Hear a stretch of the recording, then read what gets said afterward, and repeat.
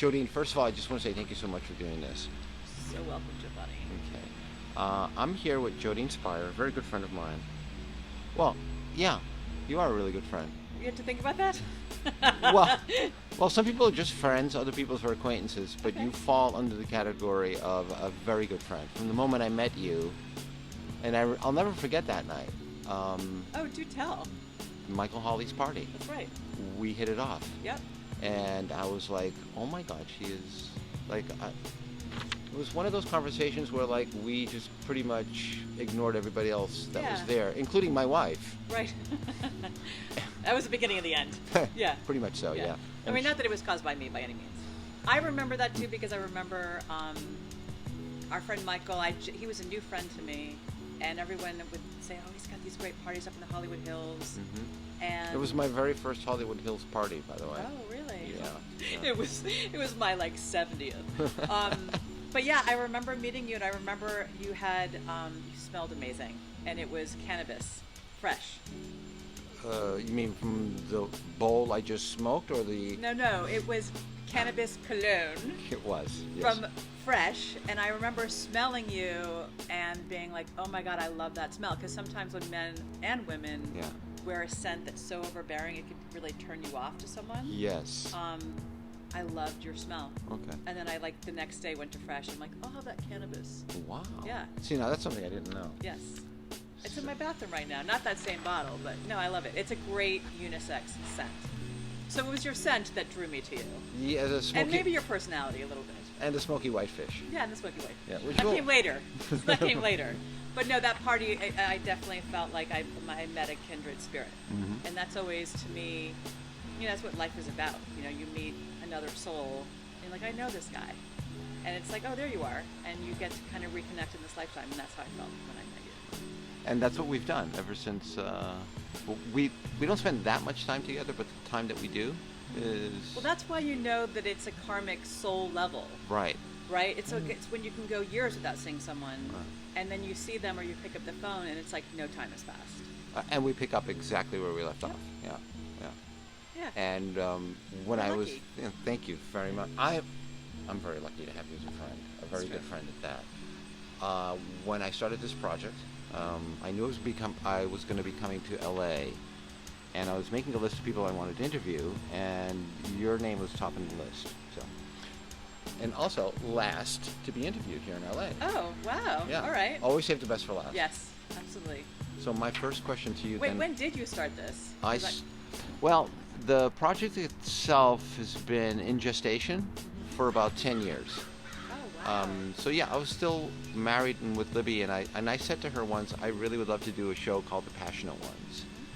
People that I've met first it was like a fashion business thing. Yep. These people are so talented. They not only make these wonderful items or create these wonderful items, but outside of that, they have this even more interesting life. So their life was not defined by their work. It was their life was defined by their life, and they put the same passion into not only what they were creating, but also everything else that was around them. And that's what made these people, to me, very, very interesting. Because, I don't know, in my business, you see a lot of one-dimensional kind of people, very Yes. surfacey. Yes. And the Los people, Angeles has a lot of that. it does. Like, it's got a lot of gloss. It's got a lot of, yeah. Yeah. But you and I both like the other layers. Yeah, we like to, I like to peel Peel away that onion. Yes, yes. Yeah, and God knows there's a lot of peeling to do. And I've done most of it. Yes.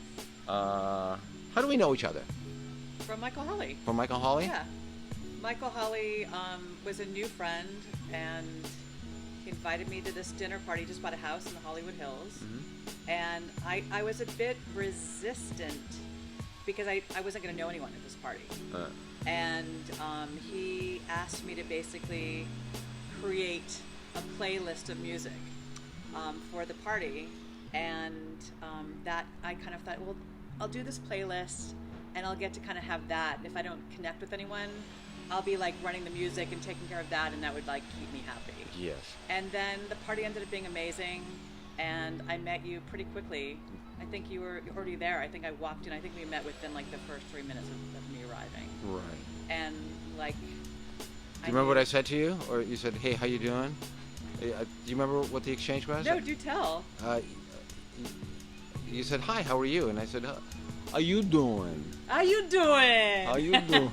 We were on that whole Yeah. the Joey from Friends thing. It wasn't how you and doing. that was the start, the launching off point. Okay. And that's when I knew. Okay, I can Yeah. talk to this one for a little while. Yeah. And like 5 hours later, yeah, But we said a little bit more than how you doing. we did. It just was our gateway. It was To bigger we things. talked about everything that night, pretty much. Music. Yeah. That was our first connect, and then your work, which kind of leads me to my next question. Can you tell me a little bit about yourself and your professional background? Or I know it, but would you like to expand on that for me, my viewers? Growing up, I really was drawn to documentaries, and I knew that that's what I wanted to do with my life, make documentaries. I mean, that's what I thought I wanted to do when I was 12 years old. You know, like when you're 12, you kind of have this idea, like, this is my life, and I'm going to be a documentary filmmaker. Well, just to stop you right there, Yeah. I don't know very many 12-year-olds that actually say that. I was probably actually, funnily enough, 8. Yeah, I was very driven as a child, and I've lost that drive somewhat. Like, I don't have that much drive. Like, I don't have this drive of Jodyne at 8. With that said, I knew that my life, I wanted to make documentaries. And so I went to NYU, I went to film school, and my first job out of school happened to be for National Geographic, and it was just like a huge, like, wish fulfillment. Like, this is the job that I've wanted my whole life, my whole 21 years, and I made documentaries, and that's what I was doing in New York for about a decade. And then I think I reached a certain point. I mean, National Geographic actually said, we're moving our office to DC. Do you want to go to DC? Mm-hmm. You can, we'll pay for you to go there. And I had no connection to DC. I really Where were you loved living New at the York. time? What's that? Were you in New Hampshire? I was in New York. I went to NYU. Oh. I got a job right out of NYU at National Geographic. Oh, that's right. And I loved it. I got to travel throughout America, make these great documentaries, and then they were closing down that film department. They were just keeping the photo department in New York, and they were relocating to DC. Right. And it was just that moment, like, do I really want to move to DC? And I was starting to feel, because I was around 30 years old, I'd been telling for a decade other people's stories. And I loved it, don't get me wrong. Like, I really loved exploring different people, working for National Geographic. But around that time, I realized I had my own stories to tell, which I think comes with age. I feel like when we're younger, we don't know who we are yet. Yeah. So we kind of take on other people's, journeys and lives and interests. And around 30, I realized, wait a second, I have a lot of shit that I want to say. And so rather than go to DC, I paused moving forward with my documentaries, and I started writing my own stories. And I started to kind of find my voice as a writer. And so Did you find it to be sort of like a natural transition for you to make, going from filmmaking to writing stories about your experiences now? It felt like a natural transition for me. Yeah.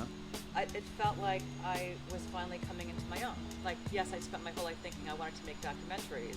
I did that, and I realized, there's more. There's more I want to tell. So it did feel natural. It also felt like I was growing up. I realized, I do have stories.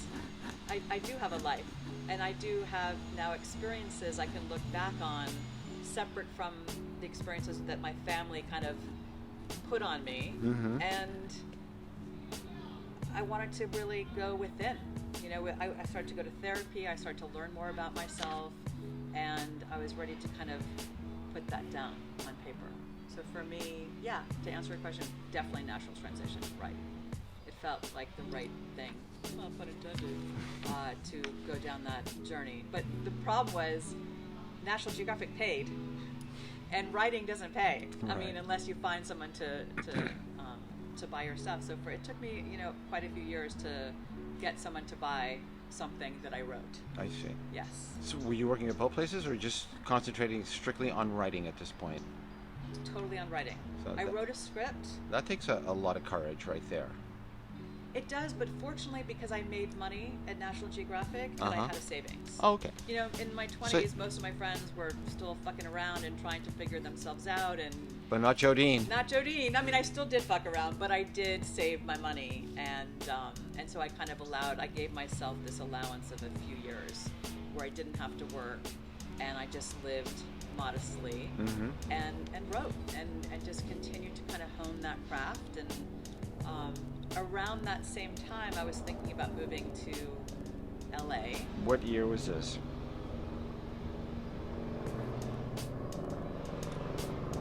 ...2000 or 2001, I can't remember exactly. About the same time that Libby and I came out to LA. Okay, from New York.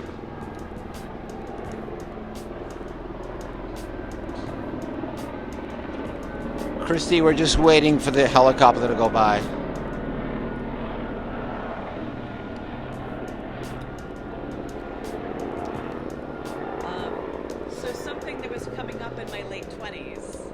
Was that I'd always been I still am a very outgoing person, and I was accumulating a lot of people in my life. I was making friends. I mean, New York, you go outside, you meet people, right? You meet the guy at the bodega, the guy that you're on the train with, in the elevator with. Like, it's very easy. Yeah, but you know, you could get plopped in the middle of like a desert, and you'll find no problem. Yeah. Even with a camel, I can make friends with a camel. Yes, I'm very social. You'll find the Sherpers. Yes, I will. Yeah.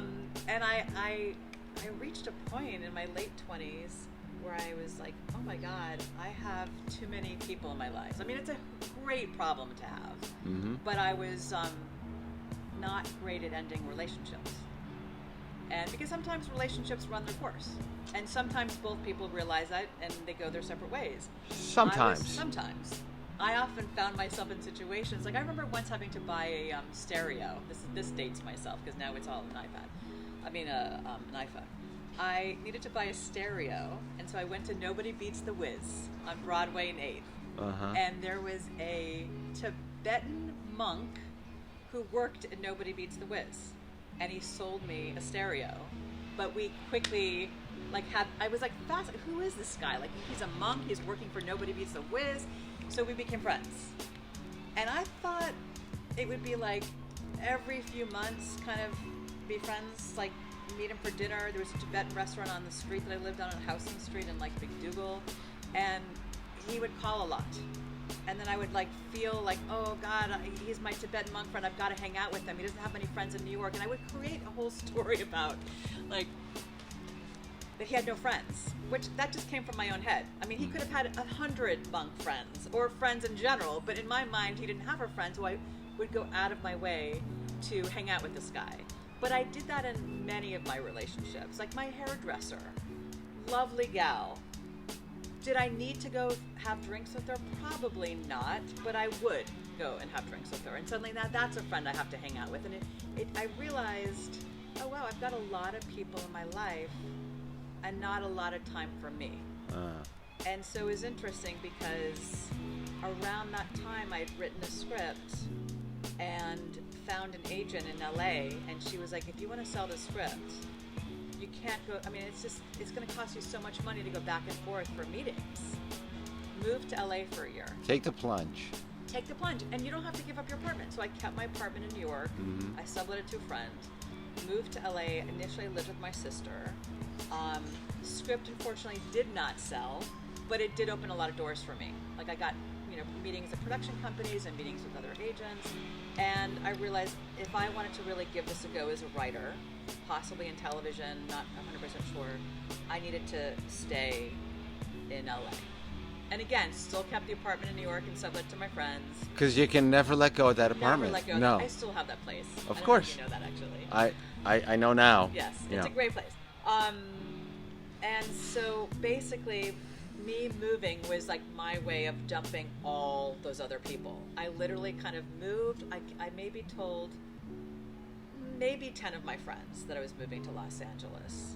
The other ones I just never had my official goodbye. I like dumped them by moving and getting a local LA number, cell phone. Well, I know where this is going, but do you want to now tell us about dump them? So I moved to LA and I realized... I'm doing it again. Yes, I'm going to go there with Dump 'em. Do you want me to? I don't know. I don't have to. You're going to edit this, right? Yeah, go ahead. So I get to LA, and I thought, all right, clean start. I don't know anyone here. My sister, a very dear friend, Kathleen. This is my chance to like grow up a little bit here and learn to kind of say no when people say, hey, want to have a drink? My reflex has always been like, yeah, of course I want to have a drink. So I realized I'm going to be a new me. I'm going to be a new Jodyne. But what ended up happening was I went back to my old ways. And so I was like accumulating friends again. And then reached a moment where I realized, okay, I actually need to learn this skill. And I would have gone to my therapist to say, hey, can you help me learn this skill? But I realized my therapist was someone I needed to dump.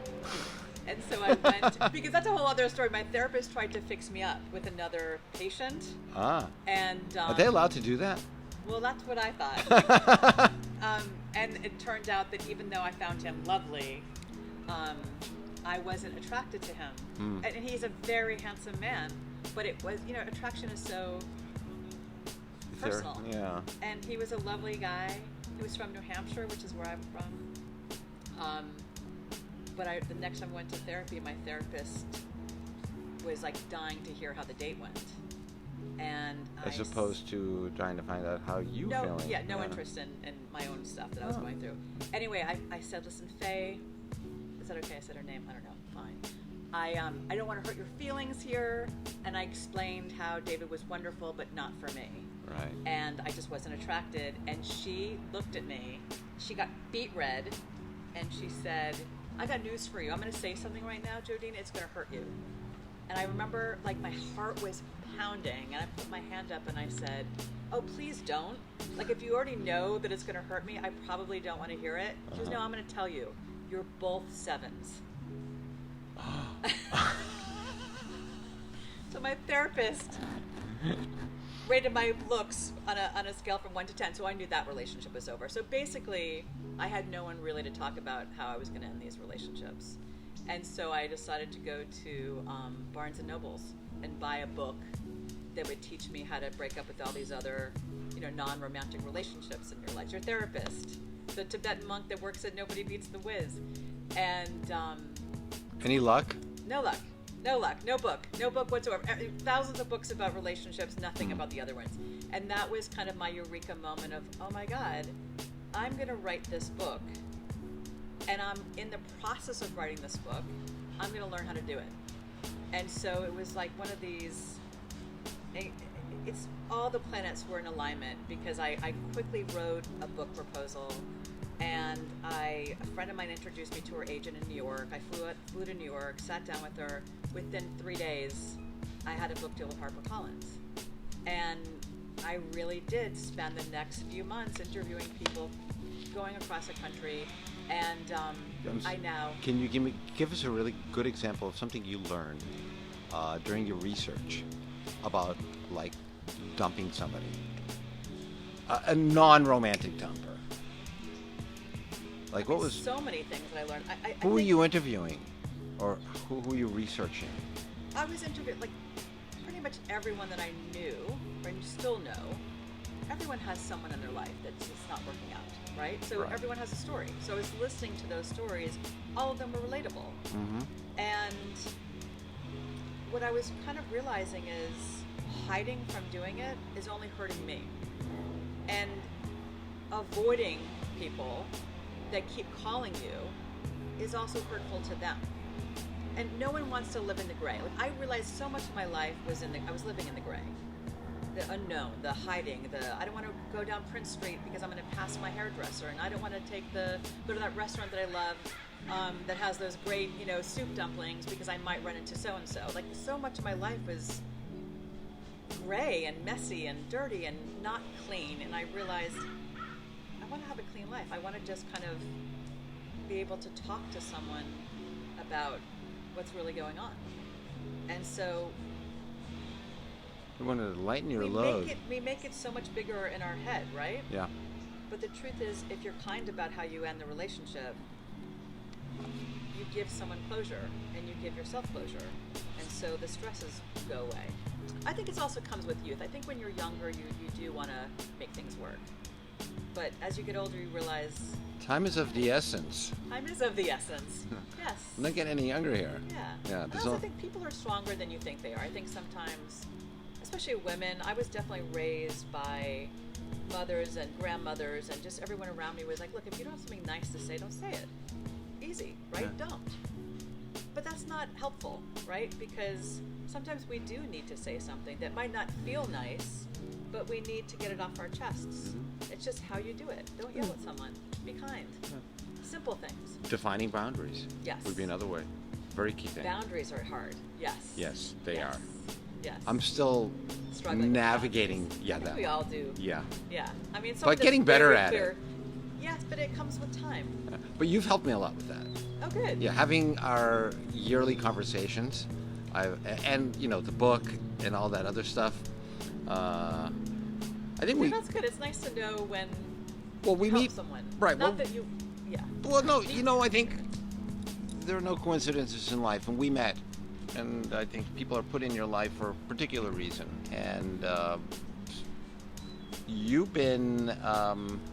I love talking to you because you don't blow any smoke up my ass. I know that for sure. You tell it like it is, and you have a really great bullshit meter.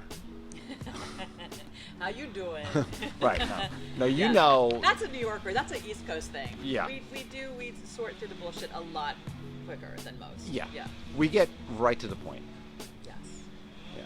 None of the lovely poetry, the hi, how are you, how's the family, how's the kids, blah, blah, blah, blah. And I could do a little chit chat. yeah, but then it gets I'm flowery. More interested Yeah. in getting to the Right. heart. Yeah. Yeah. Start looking at your watch, like, Right, but I guess the difference is I like to get to the heart, but now I'm able to realize that it's okay to have do my own stuff separate too. Like Yeah. I think I was listening to everyone's in my youth. I was listening to everyone's stories and wanting to help them, and that's a boundary thing, I guess. I'm getting clearer with my boundaries as I age. Yeah, for sure. was that something like people pleasing, or was it just Yeah, like it's people pleasing. It's kind of knowing, I think, who you are, and what you're capable of giving. I think it's really easier, it was at least for me, to give up a lot of my self to help others that were struggling or going through something, and I want to help them, and I feel very blessed with my life, and this person's struggling, so therefore I should put my energy in that person. And I think it's important to protect yourself as well, and not take on more than you can really handle. That's really taking care of you. Okay, so back to dump 'em. Yes. I talk a lot. Good. That's what I. Sorry. Yes. Back to dump 'em. Back to dump 'em. Yeah. I mean. How long did it take you to write the book? Well, that was a good thing that I should probably. I'm glad we're talking about this because I should remember this for my writing now. 10 years later. Yeah, the book had a deadline. When you sign a contract with a publishing company, you have to turn in X amount of words by a certain date. So I had to I had a year, and I had to kind of figure out how much of that year am I going to spend researching and talking to people, hearing their stories, coming up with useful tools to help people actually end their relationships. And I think I settled it like 4 months. 4 months of research, talking, and I knew which relationships I wanted to deal with. Mm-hmm. That was already the backbone of that was done in my book proposal. But I really listened to stories. I saw the ones that came up the most. Interestingly, women, every woman I spoke to, except for me, had an issue dumping their hairdresser. And I think that's because women have these relationships with their hairdressers. They get their hair colored every 6 weeks or 2 months, and blowouts and blow dries and all these things that there's just a lot of stuff around that. So I got to kind of quickly zero in on okay, this is going to be a bigger chapter than that. And then it kind of wrote itself. I think at the end of those 4 months, I had everything I needed, and then it just kind of came out. The only problem was when I finished it, I remember that feeling of hitting send to the editor in New York, and it felt like I was birthing a baby, like I was giving my baby to someone else who was then going to take it and raise it, because his job, or her job, in my case it was him, was to edit my stuff And that was interesting because I didn't have any say on how he edited the book. So he really, I'm not thrilled with how he botched it. Not botched it, but just, he was really more into funny stories, which I love a funny story too. Because everyone has a funny story about how they avoided ending a relationship. But I also really wanted to have useful tools. And I feel like he kind of cut away from, I had a lot more. So you had some solutions in there that you felt that were not being. I wanted to have a little bit more time with, yes, here's a funny story about how I couldn't do it. Here is how you can do it. Because as I recall, that's how the book went, right? I mean, here's my problem. Yeah. This is the funny story. Here's the funny story about how I did a shitty job breaking up with that, whatever it was, mechanic, hairdresser. Here's how I wish I did it. And these were where my steps were. I felt like he really went to town with, yes, he got the bullet points, but sometimes I wanted a little bit more finesse around these steps. Because at the end of the day, it's still a hard thing to do, right? It's still hard to end a relationship. So I had a little bit more finesse in the baby that I turned in. Well, it's too bad you couldn't dump your editor. I wish I could. Trust me, I really wish I could. He was like the it editor in New York at that moment, and there was no way. Yes.